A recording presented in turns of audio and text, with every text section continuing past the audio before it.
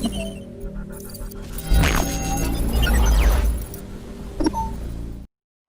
pagi teman-teman semua.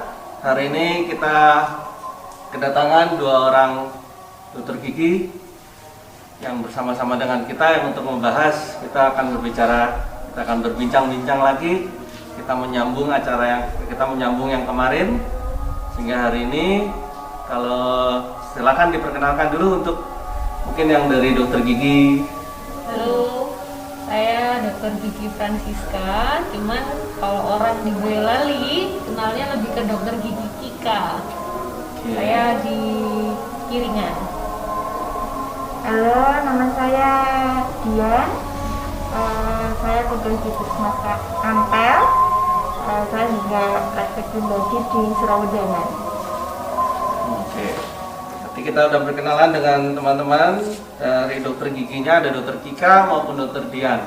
Nah, kalau untuk teman-teman UMK lainnya masih tetap sama seperti kemarin, seperti apa yang sudah ada di sini. Ada teman kita Novi, terus masih ada teman kita Gaby maupun siapa namamu? Ya, diperkenalkan dirimu. Evan. Oke, ada Evan. Oke, di sini kita kan sering kali bilang, aduh, saya sakit gigi, saya pengen sekali ke dokter gigi, tapi kok aku takut. Aku bingung mau ke dokter gigi. Apakah aku aman nggak ya ke dokter gigi? Oleh karena itu, pagi ini kita akan ngobrol-ngobrol santai, kita akan bertanya langsung dari sumbernya ada. Ya, silakan. Mungkin dokter Kika dulu kali ya. Oh, saya dulu. Nggak apa-apa, sama aja. Mungkin bisa dijelaskan sedikit, sebenarnya aman nggak sih dok kalau mau ke dokter gigi itu? Sekarang sih kalau bahasin aman tidak aman, sebenarnya kita semua ini tidak aman. Nah, karena yang kita serang ini kan yang menyerang kita ini kan tidak nampak ya. Nah, cuman makanya lebih ke proteksi diri dulu. Jadi kalau memang misalkan tidak emergensi sekali, sebaiknya tidak dulu. Jadi kan makanya ada himbauan, kalau misalkan tidak emergensi, jangan ke dokter gigi dulu. Nah, kalau pernah baca-baca, nah seperti itu. Cuman bukan berarti terus kalau ada apa-apa kita tahan sendiri, enggak gitu. Jadi kalau memang ada sesuatu, boleh datang ke dokter gigi. Tapi memang dalam kondisi seperti ini tidak semua dokter gigi itu praktek. Karena mungkin satu keterbatasan APD ya, karena kita sebagai dokter kan kalau kerja harus udah kayak ini astronot gitu kan. Kalau mau kerja harus terkop dari atas sampai bawah. Nah, mungkin karena keterbatasan itu makanya banyak dokter gigi yang tidak praktek gitu. Tapi bukan berarti tidak ada. Seperti itu. Kalau dari dokter Dian sendiri, gimana dok tanggapannya? Jadi seperti yang dikatakan dokter Kika, sebaiknya kan memang kita pembatasan ya, namanya ada social distancing sama physical distancing. Jadi memang untuk ke sarana kesehatan dibatasin kalau bukan untuk kasus-kasus yang emergensi. Jadi tetap kita untuk di puskesmas sendiri, untuk pengalaman di puskesmas kita tetap standby walaupun jumlah kunjungan itu sangat menurun drastis, dan beberapa pasien kita begitu datang misalnya bukan kasus emergensi, di situ kita malah bisa mengedukasi tentang COVID sendiri gitu, bahwa kita juga tentang pencegahan himbauan dari pemerintah. Karena kan terus terang untuk masyarakat Boyolali sepertinya belum sadar akan bahayanya COVID sendiri, dan untuk kami yang di puskesmas khususnya untuk yang di dokter gigi, kalau misalnya ada pasien-pasien yang ingin konsultasi pasti kita akan beritahu untuk edukasi tersebut. Jadi sebenarnya kalau untuk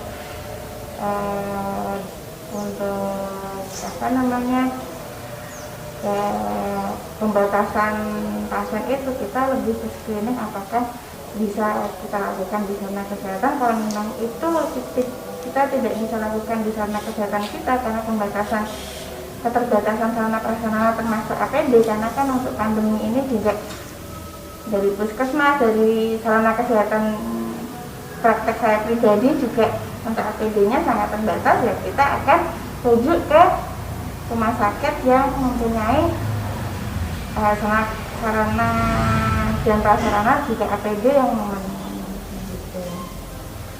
Kalau untuk edaran dari pemerintah sendiri itu gimana dok? Maksudnya kan adakah dibatasi memang tidak buka praktek atau tidak menerima pasien? Sebenarnya untuk dari pemerintah nggak ada ya, cuman kita lebih ke himbauan dari PBBGGI ya. Itu surat edaran PBBGGI nomor 2776 kalau nggak salah. Itu mengatakan dari 10 poin itu salah satunya jadi pembatasan apa ya? Kayak screening ya. Pertama kita screening dulu pasiennya, terus ada pembatasan tindakan yang menghasilkan produk aerosol, karena kita tahu kan COVID itu penyebarannya dari droplet sama udara gitu ya. Sementara banyak sekali tindakan kedokteran gigi itu menghasilkan yaitu percikan-percikan air liur, air ludah, terus dari dari bor, dari pembersihan karang, itu kan bisa nitrat ya, bisa nitrat. Dan itu sebenarnya pembatasan itu untuk melindungi juga dari dokter gigi, juga melindungi pasiennya. Gitu. Sebenarnya bukan kita menolak, tapi kita lebih ke memilih, oh ini yang harus dilakukan tindakan, ini yang bisa ditunda dulu, kita pakai obat. Gitu. Jadi kalau misalnya ada dokter yang kayak saya kan memang tidak praktek ya di rumah itu kan, karena saya jadi satu sama rumah, jadi resiko sama manfaatnya saya praktek kayaknya lebih banyak resikonya, ya sudah akhirnya saya tidak membuka pelayanan kesehatan. Kalau seumpama nih dok, kan sekarang banyak ya berita-berita hoax dan macam-macam yang beredar di masyarakat nih. Seumpama kayak ketika kita si virus corona ini mungkin masuk di mulut kita dan belum sampai tenggorokan, kalau kita pakai motos yang ada alkoholnya atau kayak gitu, itu bisa kayak membunuh virus ini apa kayak gimana sih dok? Kalau untuk urusan itu kita sendiri juga belum ada penelitian sih ya, cuman lebih ke tindakan preventif aja.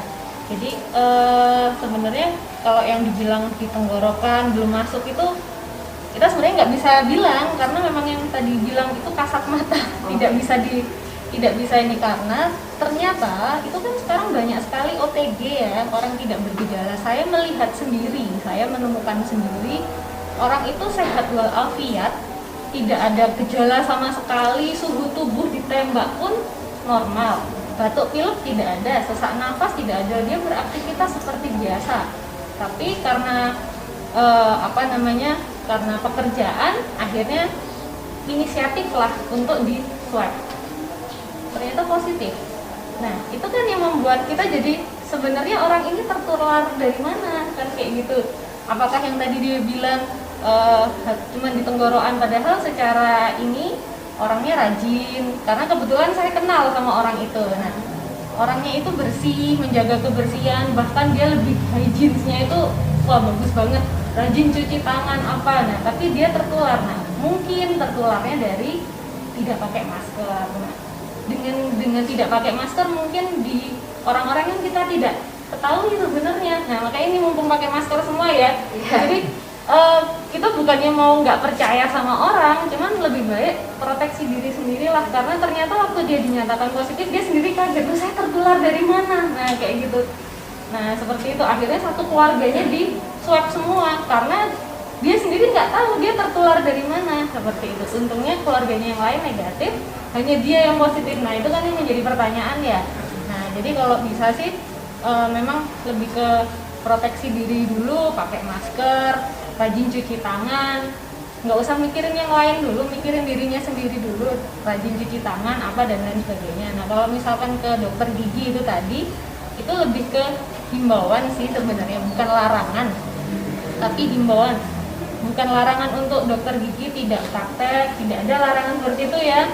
Saya rasa tidak ada larangan seperti itu, cuman himbauan tujuannya adalah untuk memutus rantai COVID ini sendiri. Jadi misal kayak dokter Dian mengambil keputusan untuk tidak praktek di rumah karena itu tadi pertimbangan antara resiko dengan benefitnya lebih ke resikonya seperti itu. Nah kalau saya jujur saya masih praktek sampai hari ini, sampai hari bahkan tanggal merah pun saya praktek. Nah seperti itu, saya masih praktek, saya masih tindakan, tapi ya memang lebih ke selektif tindakan. Jadi yang menurut saya ini butuh nih, memang harus saya kerjakan. Kalau misalkan saya lihat kemungkinan kalau saya kerjakan ini, jadi saya sekarang lebih ke mengatur tenaga saya seperti itu, karena kalau saya mengerjakan ini benefitnya ke pasien apa, benefitnya ke saya apa, lebih banyak benefit atau resiko. Nah seperti itu, jadi lebih ke ini proteksi. Dan saya juga selalu bilang ke pasien pakai maskernya, walaupun kamu percaya sama saya, pakai maskernya, karena kamu nggak tahu loh saya ini apa, kan kayak gitu.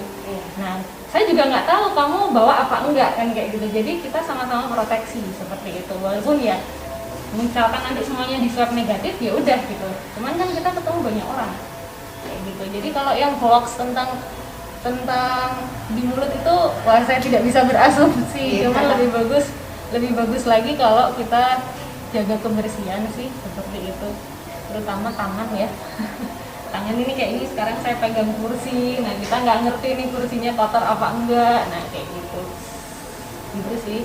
Kalau dampaknya sendiri berarti masyarakat juga udah mulai menurun pasien yang periksa atau masih sama aja atau gimana? Apanya? Dampaknya Sangat sendiri menurun. Sangat menurun, jauh sekali. Kayak gitu. Kalau di puskesmas itu di Tuhan apa kan puskesmas besar ya, itu rawat inap juga, itu kami bisa 15 pasien normal, dari normal. Tapi sekarang satu pasien, dulu waktu bulan lalu itu masih 5 pasien, kita edukasi stay at home gitu. Terus sekarang satu pasien, jadi saya di puskesmas hanya menerima kalau misalnya untuk rujukan, karena kan puskesmas ini ya tetap paskes pertama BPJS harus buka, gigi juga harus buka, dokter harus standby, sama untuk tindakan pengobatan bukan tindakan. Jadi dental unitnya nganggur.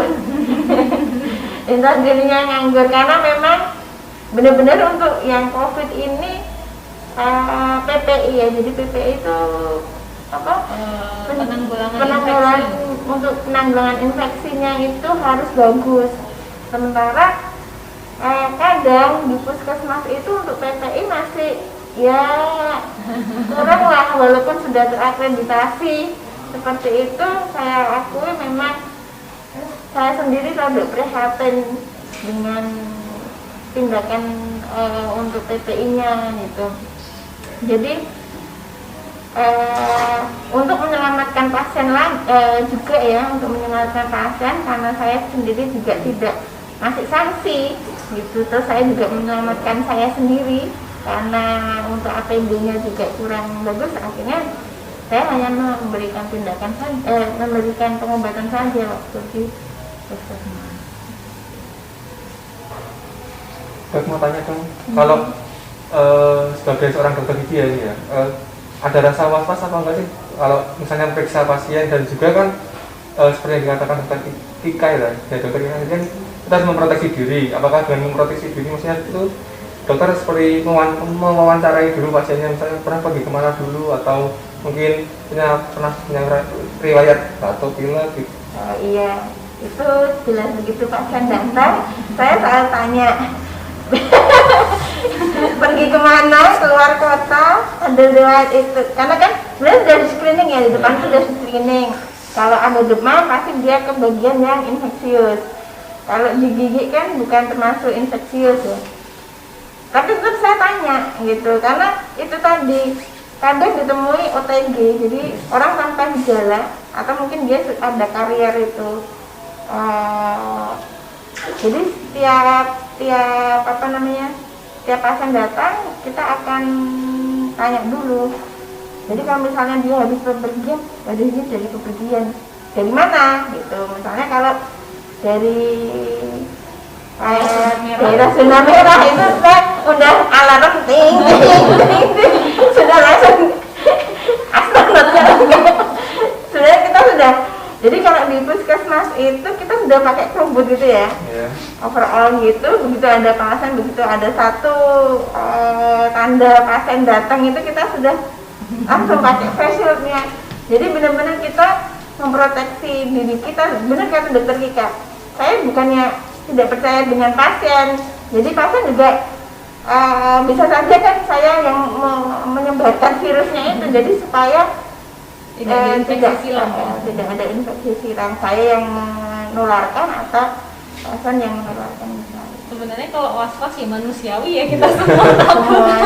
Apalagi punya anak-anak kecil-kecil, apalagi ada orang tua yang udah rentan kayak gitu. Jadi kalau was-was sih sebenarnya pasti semua was-was. Dokter itu karena mungkin ini ya, antara sumpah dengan mau nggak kerja kok ya sumpahnya itu nggak bisa dilanggar, tapi kalau kerja kok ya resikonya tinggi. Nah makanya lebih ke edukasi ke masyarakat itu nggak perlu takut lah untuk jujur seperti itu. Karena kan mungkin ya stigma orang itu, mungkin di masyarakat stigma orang itu kalau kena COVID itu kayak sudah aib ya. Jadi kayak mereka akhirnya takut untuk jujur. Nah sebenarnya ini lebih ke edukasi ke masyarakat. Sebaiknya kalau misalkan memang ada seperti itu janganlah dikucilkan kayak gitu. Justru malah mereka itu kita kasih support kayak gitu supaya timbul kejujuran. Karena kalau nggak jujur ya itu tadi gitu. Penularannya justru lokal infeksi, malah menulari satu keluarga ini nggak tahu keluar menyebar, akhirnya sebarannya cepat banget kan kayak gitu. Nah, makanya kalau bisa sih jujur aja ya, kayak contoh ya yang pernah kita lihat di berita itu ya, yang di Karyadi dokter-dokternya para medis ada 46 orang itu karena nggak jujur. Nah itu kan sekarang puji Tuhan ya, mereka ada yang sembuh walaupun masih ada yang belum sembuh. Nah, kita bayangkan kalau ternyata dokter-dokter itu kan banyak yang sudah tua, terus mereka juga punya keluarga. Karena orang yang tidak jujur, orang ini niatnya menolong malah kepentung ya kan. Terus kalau misalkan dia tidak selamat kan kasihan keluarganya gitu kan. Nah jadi kayak lebih ke jujurlah kepada tim medis. Nah terus nggak perlu jadikan stigma negatif lah kalau orang yang terkena. Justru kita sebagai masyarakat yang sehat itu harusnya mensupport mereka untuk stay at home, mengisolasi diri 14 hari, karena memang itu ternyata berpengaruh untuk memotong rantai itu tadi. Betul. Jadi kalau kita membuat stigma negatif ke masyarakat ya akhirnya masyarakat akan mengcover dirinya sendiri. Aduh aku nggak mau jujur lah daripada aku nanti nggak dirawat sama dokternya kan kayak gitu. Dikucilkan masyarakat. Nah jadi kan sekarang kalau ada yang kelihatan ini COVID atau orang yang ingin periksa gitu, terus gosip akan beredar bahwa dia kan kapan baru periksa belum tahu hasilnya kan, itu sudah dikucilkan. Nah itu kan istilahnya nanti kalau seperti itu kan malah orang akan menutup diri gitu. Yang menutup diri tidak jujur, nah kita tidak akan selesai mutar terus seperti itu.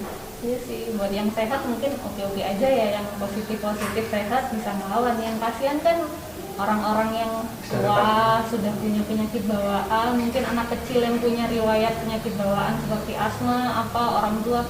Yang kasihan tuh mereka seperti itu. Kalau yang sehat-sehat ini saya rasa kalau misalkan positif mereka akan struggle lah untuk melawan bisa, tapi yang rentan itu kan kasihan gitu. Jadi sih lebih ke saling menolong sih ya, lebih ke saling melindungi satu sama lain. Tujuannya sih itu. Dan dokter gigi juga seperti itu. Kami dokter gigi tidak menolak untuk tindakan, tidak, cuman lebih ke proteksi diri. diri kami dan diri pasien supaya tidak jadi cross infection mungkin kayak gitu.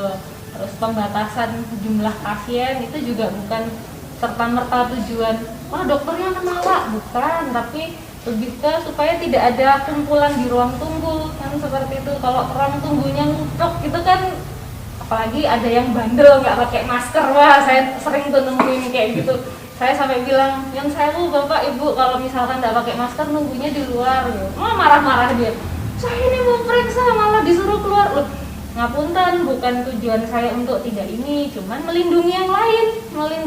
Walaupun kita sudah pakai masker pun ya kita kan nggak tahu juga kan gitu. Kalau misalkan misal nih kayak ini saya dari tadi maskernya melorot terus, nah kayak gitu, itu kan bisa jadi ada yang kehirup atau misalkan saya gatal, saya otomatis buka inilah. Kalau misalkan orang itu nggak pakai masker bisa aja kan menulari saya. Nah misalkan saya pasien, nah tujuannya sih seperti itu.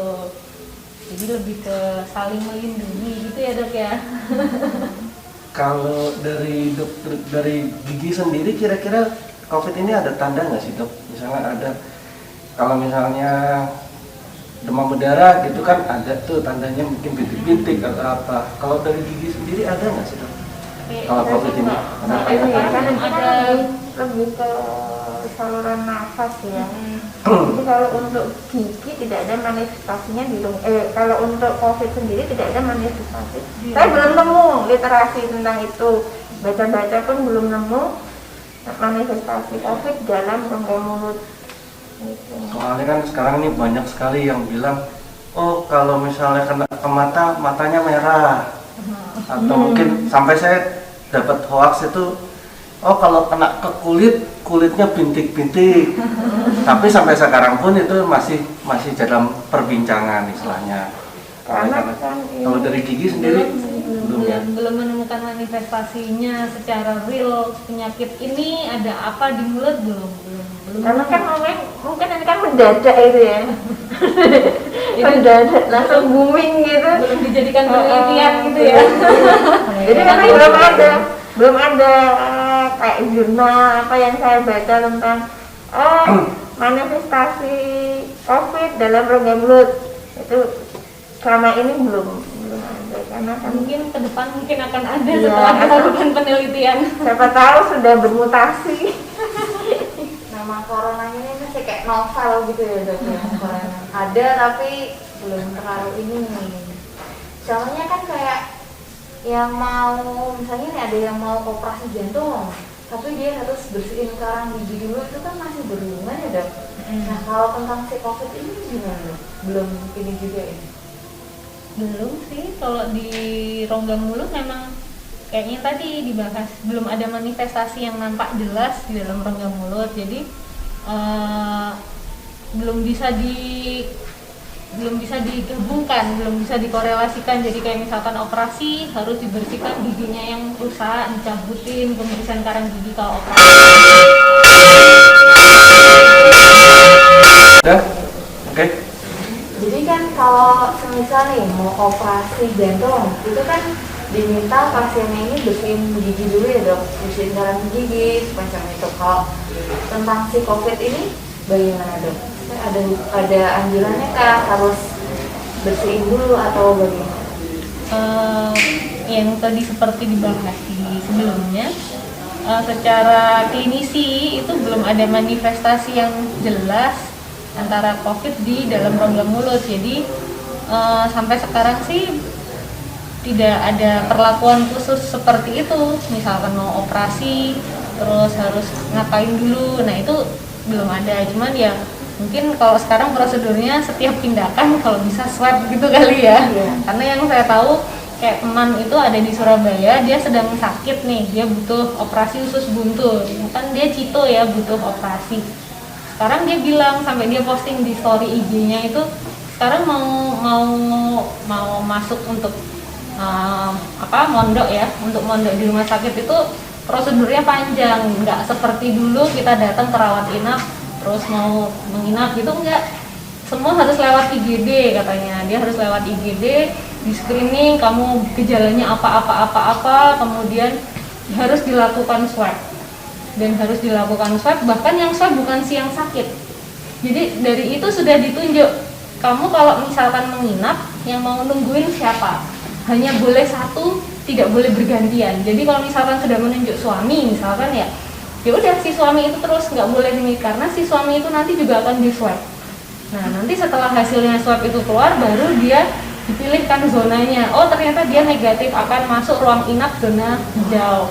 Tapi kalau ternyata oh dia sendiri ada riwayat appendicitis, harus operasi, terus ternyata dia COVID, masuknya rawat inap zona merah kayak gitu. Dan kalau dia zona merah, kalau ternyata si penunggunya negatif, nggak boleh ditunggu, kan kayak gitu. Jadi prosedurnya mungkin kalau mau operasi lebih ke swab sih, seperti itu. Karena sepenglihatan saya, yang saya pernah temuin orang-orang yang OTG, ternyata yang saya juga kaget waktu itu, wah saya bersinggungan sama orang positif. Nah terus saya cek mulutnya, ternyata nggak ada apa-apa gitu. Memang dia sehat-sehat secara fisik, secara tanda-tanda nggak ada, di mulut juga nggak ada manifestasinya. Saya tahu dia positif, saya langsung madep gitu, waduh mati aku. Waduh padahal ini sudah diutek-utek. Aduh saya cuma berdoa ya Tuhan, semoga saya Anda bisa riwan ya, mulut udah aku utek-utek. Saya sampai mikir saya pakai APD lengkap nggak waktu itu, padahal memang udah lengkap, cuman kayak ada celah nggak ya di diri saya untuk masuk. Saya sampai yang kayak gitu. Terus akhirnya mau nggak mau nih saya harus swab, karena kalau rapid saya nggak yakin. Waktu itu saya karena kebutuhan cepet ya, saya harus rapid. Nah saya rapid, nah hasilnya memang negatif, tapi ya melihat hasil rapid itu tidak bisa 100% dan tidak bisa saat itu kan. Jadi misalkan saya hari ini kontak dengan yang positif, tidak bisa hari itu juga saya rapid terus positif, nggak bisa, pasti kan harus ada jeda waktu.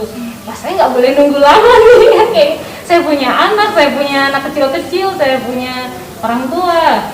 Nah itu saya cari gimana caranya saya bisa swab diri gitu. Ya udah akhirnya saya cari di semua rumah sakit, akhirnya saya bisa swab, hasilnya keluar negatif, puji Tuhan. Saya dari situ saya jadi kayak makin lebih ke hati-hati lagi gitu, karena ternyata dia itu tadi yang saya bilang OTG itu sangat sehat sekali, sangat sehat, bahkan dia masih olahraga. Nah itu kan hebatnya COVID ya.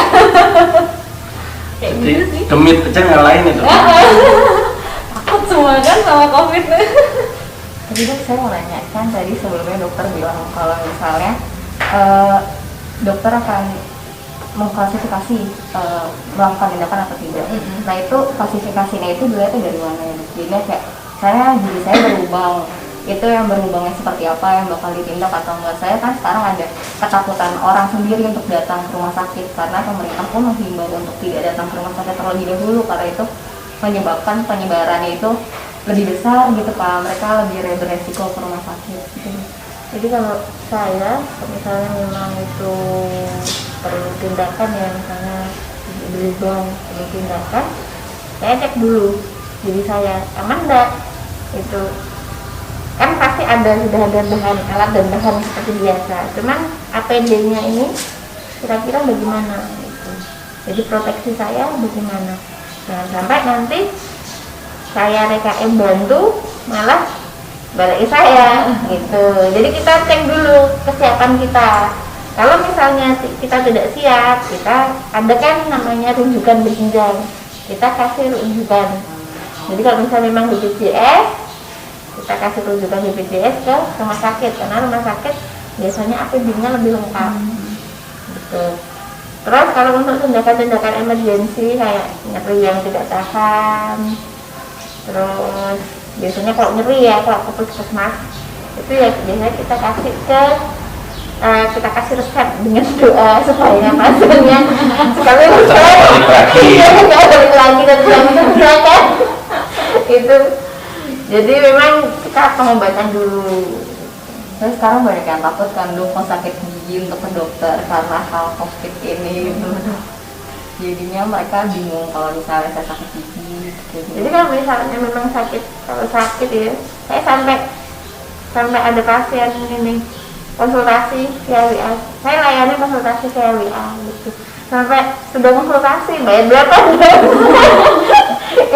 Jadi kan memang jangan sampai nanti kita takutnya juga gini, mereka nggak datang ke dokter, mereka cari-cari di internet, salah lah informasinya, itu malah jadi parah kan gitu. Jadi tetap kita terbuka. Jadi kalau misalnya kan di puskesmas kan masih buka ya, kita masih konsultasi, masih buka konsultasi, dan di situ kan kita edukasi. Kalau misalnya memang kita memang perlu tindakan, kalau di puskesmas saya memang tidak ada tindakan, ya kita langsung kasih rujukan ke rumah sakit. Jadi bukan kita menolak atau bagaimana ya. Gitu. Jadi kita lihat kesiapan diri kita sama prasarananya kita untuk proteksi diri kita. Kalau misalnya memang itu sudah lengkap, kita yakin bahwa itu akan kita selamat, pasien juga selamat, kan dua-duanya kan harus selamat, jangan sampai pasien selamat kitanya yang tumbang gitu. Jadi dua-duanya selamat, oke, kita lakukan tindakan. Tapi kalau misalnya kita tidak yakin, ya mending kita lakukan rujukan cari yang misalnya kan sekarang cari jalan aman supaya tidak semakin nyebar. Nah, kembali lagi itu ke pemilihan emergensi tidak emergensi itu tadi gitu. Kalau memang tidak emergensi dan selagi masih bisa ditunda dulu seperti itu. Tapi kalau memang ternyata harus terpaksa ke dokter gigi, ya itu tadi, jujurlah ke dokter giginya, kalian habis dari mana, terus kontak dengan siapa. Kalau memang ada gejala batuk ringan atau berat demam, itu disampaikan. Dan ya itu untuk ya saling melindungi itu tadi sih. Dan kalau ingin nggak sakit gigi, ya dijaga kesehatan giginya. Nah, jaganya ya jangan nunggu kena COVID dulu. Sekarang ini dijaga kebersihan mulutnya, rajin gosok gigi yang betul ya kan. Caranya yang tepat, waktunya yang tepat. Nah, kalau kita sudah bisa menjaga, insya Allah kan seperti itu tidak akan sakit kok seperti itu. Karena sakit gigi itu sebenarnya lebih ke oral hygiene, jadi kebersihan mulut kita sendiri gitu loh. Jadi kalau kita sendiri itu tidak bersih, ya akan timbul sakit seperti itu. Contoh paling ringan adalah selilitan, tahu ya selilitan ya? Makanan masuk ke sela-sela gigi itu termasuk oral hygiene seperti itu. Itu paling gampang, karena saya nih sering mendapati pasien akhir-akhir ini itu bilang giginya bengkak dok, padahal saya nggak pernah bengkak. Saya tanya riwayatnya kok bisa bengkak gimana, ternyata habis makan daging. Nah, saya lihat makan daging, oh ya coba saya cek, ternyata di dalam gusinya keselilitan dagingnya. Nah, dan dagingnya itu saya bilang ini dibersihin dibersihin nggak? Oh udah, sudah saya bersihin. Karena kalau makan daging selilit kita buang langsung nggak akan jadi bengkak gitu kan ya dok. Nah kalau sampai bengkak kan berarti si daging ini sudah bersemayam di dalam gusi berapa tahun atau berapa minggu. Nah atau bisa karena proses bengkak itu kan bukan proses sejam 2 jam ya. Kalau cuma sejam 2 jam cuma sakit gitu aja. Tapi kalau sampai bengkak, nah itu pasti sudah timbunan berapa hari. Nah itu lebih ke oral hygiene tadi. Jadi kalau kita sendiri bisa jaga kebersihan mulut, saya yakin untuk kasus-kasus sakit gigi seperti itu akan lebih minimal kok. Seperti itu.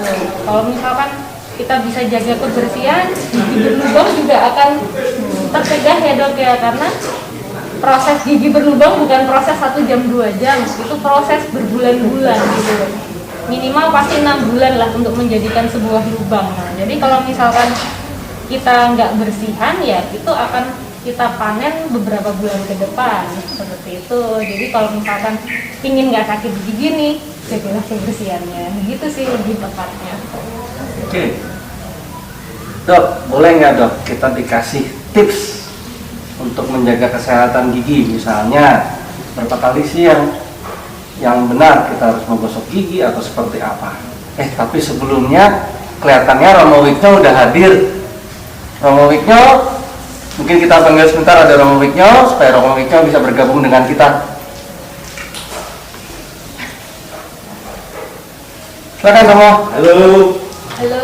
para dokter yang terkasih, anak-anak Romo. Pindah di sebelah situ ya Romo. Oh ya, terima kasih. Wah maaf, Romo terlambat malah. Dokter Kika, terima kasih atas kehadirannya di tempat ini. Dokter Dian, Mbak Siapa? dan Gisel. Terima kasih memberikan pencerahan kepada kami semua, termasuk pada masyarakat, pada umat yang tentu akan melihat tayangan kita. Tentu tadi sudah dibicarakan ya. Tinggal terakhir Romo. Tipsnya. Tipsnya. Jadi bagaimana para dokter kita undang spesialis gigi ini di dalam rangka atau di dalam suasana COVID-19 ini kaitannya dengan kesehatan gigi ya. Nah, tip-tipnya bisa disampaikan kepada kita semua. Silahkan Dokter Dian atau Dokter Kika dulu. Tadi Yang senior ya. ada seniornya. Jadi tadi sudah dikasih tahu sama Dokter Kika. Jadi kita harus menjaga kebersihan gigi dengan sikat gigi 2 kali sehari, pagi setelah makan, malam sebelum tidur. Kalau dulu petugas kesehatan suruh hand hygiene, susah banget kita datang ke desa-desa, itu kayak disepelein. Sekarang begitu ada COVID, jreng, semua ada hand sanitizer, semua ada tempat cuci tangan gitu. Nah jangan sampai ada kejadian dulu baru gitu. Jadi kita lebih ke pencegahan. Murah sekali sebenarnya untuk menjaga kesehatan gigi dan mulut daripada harus ke dokter gigi, karena kalau ke dokter gigi kan pasti biayanya mahal sekali kalau udah nambah dan lain-lain. Jadi hanya perlu sikat gigi, pasta gigi berfluorid. Semua pasta gigi sudah ada fluoridnya. Waktunya harus tepat, pagi setelah sarapan sama malam sebelum tidur. Dan kalau stay at home ini pasti kan banyak ini ya, di rumah nonton TV, kurangi nyemil, mungkin lebih banyak ngemilnya Yang sehat. buah. Itu jangan makan yang manis-manis ya, kan enak ya makan nyemil terus habis itu ketiduran. Lupa itu. Jadi ya tipsnya itu sikat gigi sama kurangi makanan manis. Boleh nambahin? Tambah, silakan Dokter Kika. Cara sikat giginya itu juga penting Romo. Jadi cara mensikat gigi supaya gigi itu bersih itu juga bukan hal yang disepelekan gitu, karena kalau kita sikat gigi sehari 2 kali pagi dan malam, caranya itu juga mubazir kalau orang bilang, itu akan sia-sia karena kotoran yang kita bersihkan itu nggak akan kemana-mana ya, dia standby aja di dalam gigi. Makanya tadi saya bilang kayak makanan selilit itu ya itu bisa menjadi bengkak itu karena dia sudah mengendap di situ berapa lama. Nah seperti itu. Jadi caranya itu juga penting, karena selain cara kita betul, selain kita menjaga dari sisa makanan yang tidak hilang, itu juga menjaga keutuhan gigi. Betul aja ya, karena ada satu gejala yang namanya kayak abrasi. Tahu abrasi ya? Abrasi itu kan terkikis ya kan? Itu dengan cara sikat gigi yang salah, gigi itu akan terkikis. Nah kalau gigi itu terkikis, lama-lama lapisan gigi paling luar yang fungsinya untuk memproteksi dari segala gangguan itu akan tipis. Kalau dia tipis, otomatis awalnya akan sensitif. Jadi orang mau minum dingin, ngilu, terus mau ngobrol, ketawa-ketawa, kena angin, ngilu. Ada yang gejala kayak gitu ya, saya sering nemuin. Jadi saya lagi ngobrol, ketawa, hahaha, kena angin, aduh, ngilu. Nah itu karena terkikis itu tadi. Nah dari awal terkikis, lama-lama menjadi lubang. Nah kalau sudah lubang, jadilah sakit. Seperti itu. Jadi kalau saya sering dengar, saya ini rajin gosok gigi sehari 2 kali, tapi kok ya tetap lubang giginya. Nah, siapa tahu lubangnya dari karena abrasi itu tadi, terkikis dengan cara sikat gigi yang salah. Seperti itu. Mau tahu nggak cara sikat gigi yang gimana? Sudah tahu teman-teman muda. Saya nggak bawa pantun. Oh iya betul. Saya tadi tuh sudah ingat bahwa pantung gigi Romo jadi model gigi, tapi ya karena tadi kesini habis pulang praktek ya, jadi saya lupa. Tapi kurang lebih bisa diperagakan dokter Kika sedikit aja ya. Kalau ini contohnya sikat giginya ke sana atau ke atas bawah boleh, gitu. boleh. Ada sikat gigi nggak? Enggak, Gigi, bentar, dari sambil itu enggak. Nah, jadi Atau pakai tangan aja nggak apa-apa. tangan ya, Ya. disimulasikan ya. Jadi cara sikat gigi itu bukan ke kaki, ini anggap aja gigi Gigi, ya. ya. Ini arah gigi, ini gigi rahang bawah. Rahang bawah itu kan ke atas ya, 1, 2, 3 dan dia dekat-dekat seperti ini. Setiap gigi selalu ada cekungan. Jadi kalau diperhatikan dari gigi ke gigi itu pasti bentuknya begini, klek ya. Jadi ada celah di antara gigi dan gigi.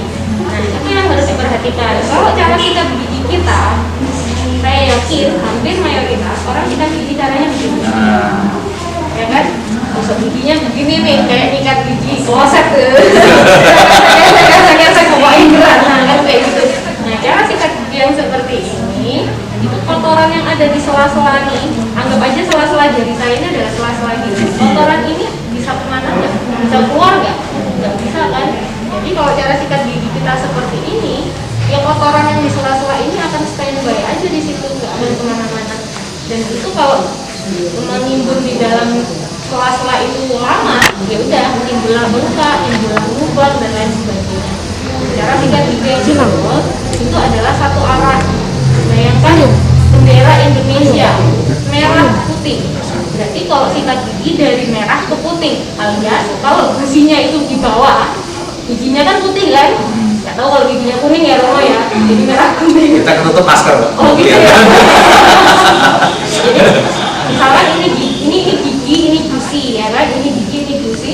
Cara sikat giginya ya dibawa ke atas. Jadi bulu sikatnya ini bisa ngangkat kotoran ini untuk naik.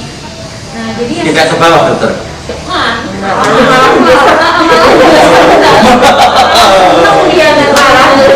Jadi dibawa ke atas ini, dibawa ke atas itu Kayak nyungkil. Nah, betul. Jadi tujuannya sisa makanan yang di sini itu akan hilang.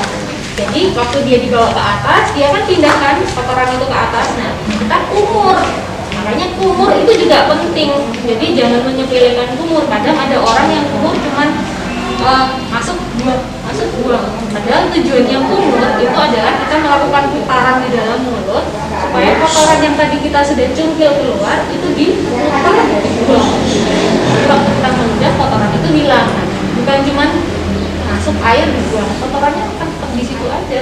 Jadi yang tadinya sudah pindah ke atas karena nggak kemana-mana, yaudah dia standby. Terus kita makan lagi, kedorong lagi, masuk lagi dan begitu seterusnya. Jadi caranya sikat gigi itu juga penting karena kalau kita sikat giginya seperti ini, yang tadi saya bilang itu akan merusak lapisan gigi paling luar atau emal, dan emal itu akan tipis. Kalau sudah tipis, akhirnya jadi sensitif. Dari sensitif jadilah lubang. Kayak gitu. Itu sih. Ya, makasih Bu Dokter Kika dan Dokter Dian.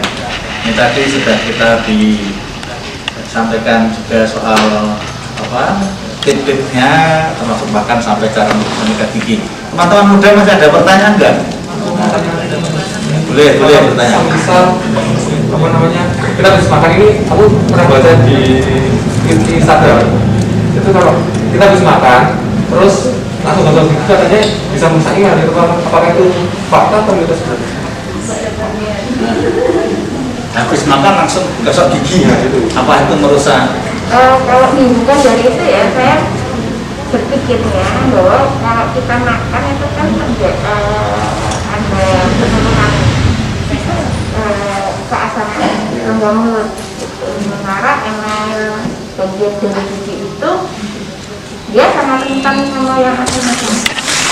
Kalau dihubungkan dari itu, kalau misalnya kita langsung, berarti kan kalau dalam suasana asam itu terjadi penurunan kan istilahnya kan kayak lunak gitu ya. Itu kalau saya menghubungkan ya ini ya, itu akan menyebabkan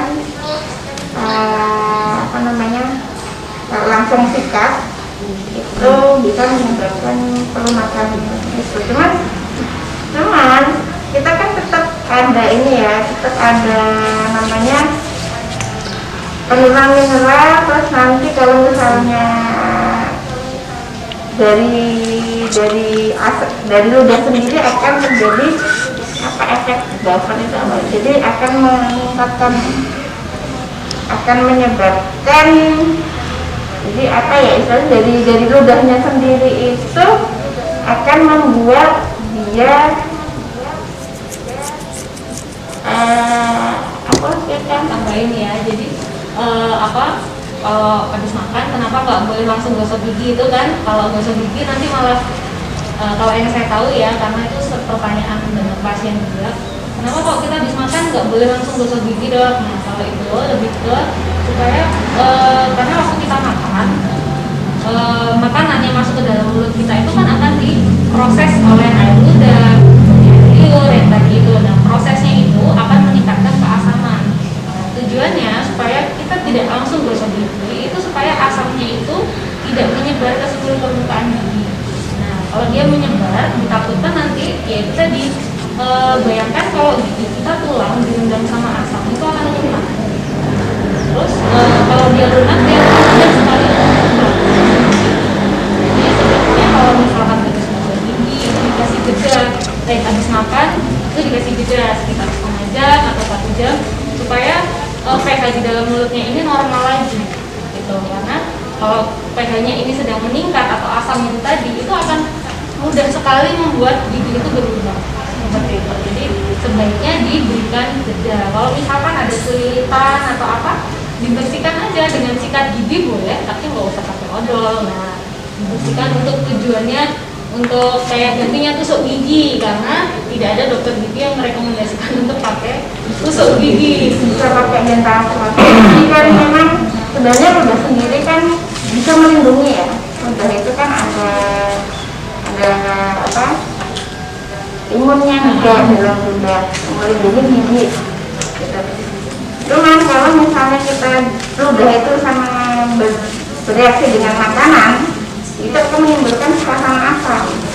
Jadi kalau misalnya kita langsung sikat, ya pasti akan istilahnya jadi malah tambah nyebar, jadi nyebar, dan gerakan sikatnya itu juga ada, kalau sikatnya salah otomatis abrasi semua. Seperti itu.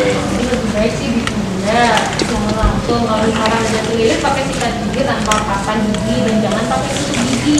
Karena apalagi tusuk gigi yang dari kayu itu, aduh jangan deh. Karena kalau kita pakai tusuk gigi kita kan nggak bisa nyakin ya, yang kita cungkil itu makanannya atau gusinya. Nah kalau gusinya ini yang kita cungkil jadilah infeksi, padahal si kayu ini kita tidak tahu fungsinya seperti apa gitu. Apalagi tusuk gigi yang kalau kita lihat apa gitu, apalagi tusuk gigi yang kalau kita lihat taruh di meja makan nyampur jadi satu, ya ini kotor bersih kita nggak tahu. Kalau masih yang di pek-pek kertas gitu masih oke lah, kita anggap steril ya.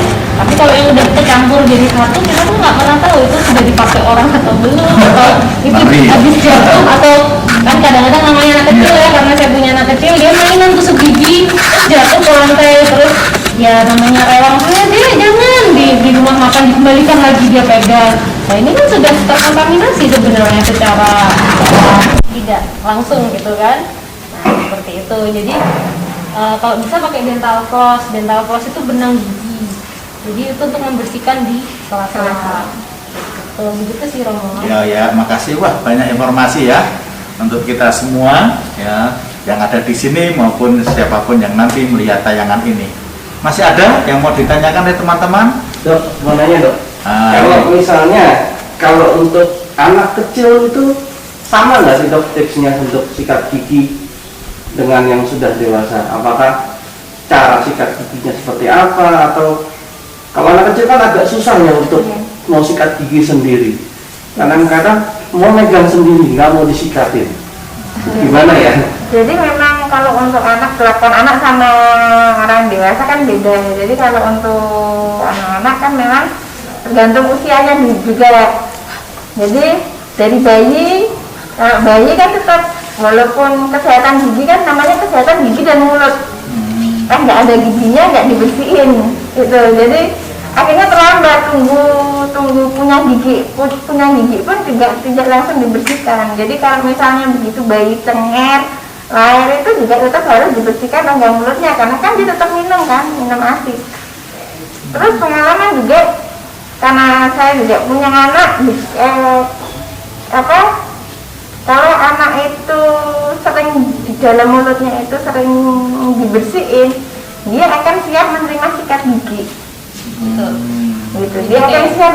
Jadi kenapa kok ada anak yang kemarin tidak mau gosok gigi karena tidak dibiasakan dari bayi. Gitu, dari bayi lahir dinenenin sama ibunya gitu. Habis itu ya sudah ditaruh gitu. Kan kita tetap habis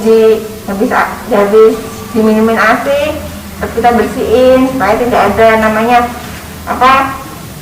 debris susu namanya. Jadi kayak jamur gitu di lidah itu kan ada kayak putih-putih, terus kadang datanglah ke dokter gigi, dok ini dok anak saya jamuran, begitu kita bersihin ternyata itu cuma debris susu gitu, jadi kotoran dari sisa susu gitu.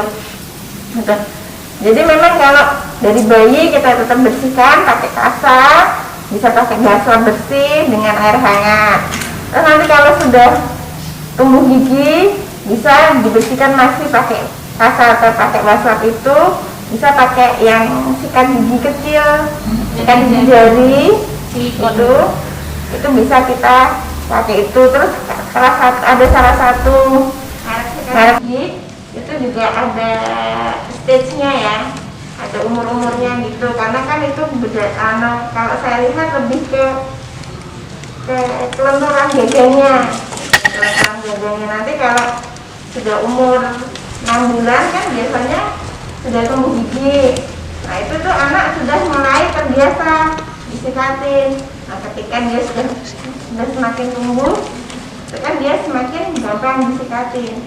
Jadi saya nggak sampai digondol. Tapi memang kalau umur 1 tahun, 2 tahun kita masih sikatin, biasanya cara nikatnya ya kayak dari belakang gitu disikatin. Kalau dari depan tuh biasanya malah saubruk gitu. Jadi memang kalau saya nikatin ya itu saya lebih dari belakang.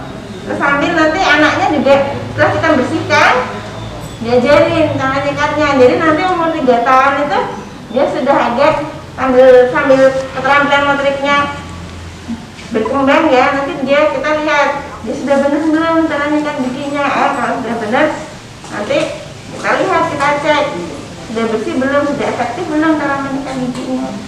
Seperti itu. Jadi kalau untuk anak-anak memang sebelum kita lepas, misalnya saya lepas anak itu setelah umur 6 tahun. 6 tahun saya lepas, saya lihat sudah bersih belum. Tapi kalau umur 5 tahun ke bawah itu ya masih tanggung jawab orang tua. Jadi saya sikatin, dia mau, kan biasanya kan anak-anak aku mau gitu. Itu ya tetap mama sikatin dulu, setelah itu ada baru sikatan. Sikatan jadi sudah saya nikatin, dia sikatan untuk berlatih motorik. Wah, bersyukurlah ya yang punya orang tua, punya ibu seorang dokter gigi. Itu kalau udah punya ibu itu lebih Saya sih mau sih punya ibu seorang dokter gigi, tapi sudah masing-masing tentu punya anugerah tersendiri ya. Termasuk tadi sebenarnya orang bisa karena biasa.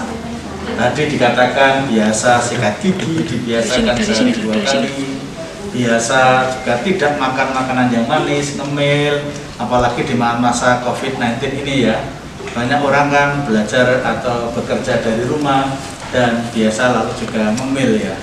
Tadi disarankan tidak yang manis-manis ya. Nah, itu dan juga termasuk caranya gosok gigi juga disampaikan. Terima kasih Dokter Dian dan Dokter Kika. Masih ada lagi yang ditanyakan teman-teman muda? Kayaknya kalau diterusin ini maksudnya episode selanjutnya ya. Ya, episode selanjutnya saya yakin masih banyak pertanyaan, apalagi dengan dokter yang walaupun pakai masker kelihatan cantik-cantik kok. Masih muda-muda, cantik-cantik, pintar-pintar. Saya sungguh luar biasa. sebagai Romo Paroki di Boyolali, punya umat yang mendapatkan anugerah talenta dari Tuhan, dipanggil menjadi dokter. Dokter ada dokter jiwa, psikiater, ada dokter gigi, ada dokter umum, dokter ahli kandungan, dan dokter internis, penyakit dalam dan sebagainya. Tentu kita akan berjumpa lagi di tayangan-tayangan berikutnya. Tentu tayangan-tayangan seperti ini tidak lupa ya Mbak Novi ya, yang menjadi pesan sponsor. Tentu juga ada biaya untuk editing, untuk penayangan dan sebagainya, termasuk juga untuk menangani COVID-19 ini. Paroki punya banyak klaster, ada banyak gerakan umat, butuh biaya, ada klaster donatur juga.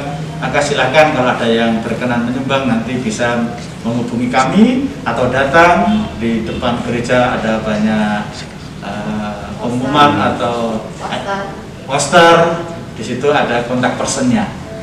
Terima kasih sekali lagi Dr. Dian, Dr. Tika. Lain kesempatan pasti akan kita bahas lagi, masih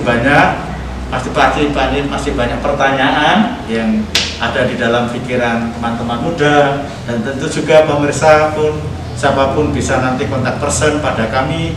Pertanyaan-pertanyaan bisa kami sampaikan di episode berikutnya. Terima kasih untuk semuanya. Tuhan memberkati. Amin.